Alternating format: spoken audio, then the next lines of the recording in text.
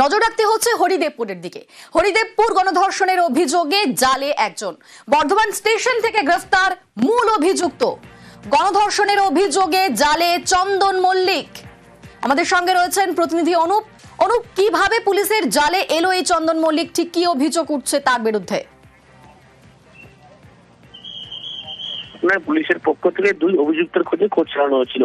পুলিশের পক্ষ থেকে দেখা যাচ্ছে তাদের ফোনের টাওয়ার লোকে, যদিও কিন্তু তারা কিন্তু ফোন ব্যবহার করছিল না ঘটনার পর থেকে, কিন্তু একটি নাম্বারের মাধ্যমে তারা যোগাযোগ রাখছিলেন এক ব্যক্তির সাথে। সেই নাম্বারের সূত্র ধরেই বর্ধমান স্টেশন থেকে ইতিমধ্যেই মূল যে অভিযুক্ত চন্দন মল্লিক, ইতিমধ্যেই তাকে হরিদেবপুর থানার পুলিশ তাকে গ্রেপ্তার করেছে।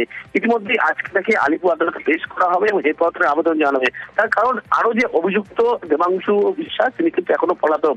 এই যে ঘটনার জন্মদিনের যে পার্টি ছিল, সেখানে মূলত এই তরুণীকে নিয়ে গিয়ে এই দুজন মিলে গণধর্ষণের ঘটনা ঘটেছিল। তার পরবর্তী ক্ষেত্রে তরুণী সংজ্ঞাহীন হয়ে পড়ে। তরুণী সেখান থেকে বেরোনোর পরবর্তী ক্ষেত্রে কিন্তু এখন হরিদেবপুর থানায় লিখিত অভিযোগ দায়ের করে।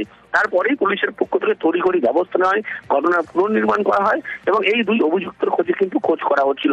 এবং গতকাল রাত্রেবেলা একটি নাম্বারের সূত্র ধরেই জানতে পারে যে মূল অভিযুক্ত চন্দন মল্লিক, তিনি কিন্তু একেবারে বর্ধমান স্টেশন সেই এলাকায় আছেন এবং পুলিশের পক্ষ থেকে টিম পৌঁছায় এবং মাঝরাতেই সেখান থেকে করে।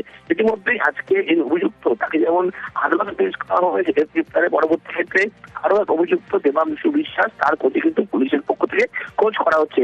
এই যে চন্দন মল্লিক অভিযুক্ত, এই কিন্তু মূল অভিযুক্ত ছিলেন জন্মদিনের যে পার্টি অনুষ্ঠানে তরুণীকে এই মূলত আমন্ত্রণ জানিয়েছিল এবং সেখানে যখন এই তরুণী আসে তারপরে কিন্তু তাকে গণধর্ষণের ঘটনা ঘটে। তারপরে তরুণী অভিযোগ দায়ের করে, সেই অভিযোগের ভিত্তিতেই পুলিশ তদন্ত নামে এবং এই যে মূল অভিযুক্ত তাকে গ্রেপ্তার করেছে।